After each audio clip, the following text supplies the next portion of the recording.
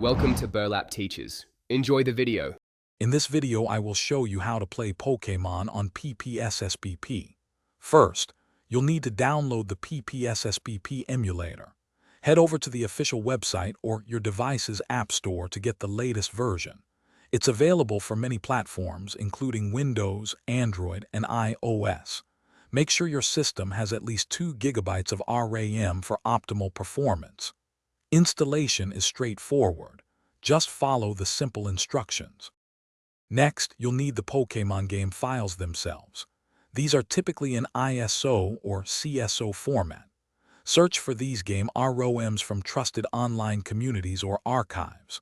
Always ensure the sources are reputable to avoid any malicious software. Once downloaded, transfer these files to a dedicated folder on your computer or mobile device, perhaps named PSP Games, for easy organization.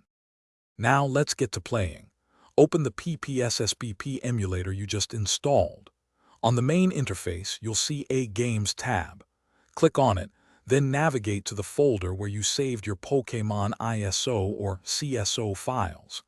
Once you find your game, simply tap or click on its icon.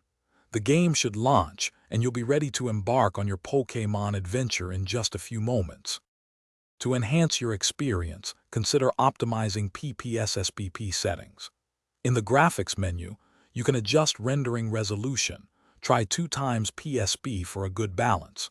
For controls, map your keyboard or gamepad buttons to your liking. If you experience lag, enable frame skipping, starting with 1 or 2 frames. These tweaks can significantly improve both visual quality and overall game performance, ensuring a fantastic Pokémon journey.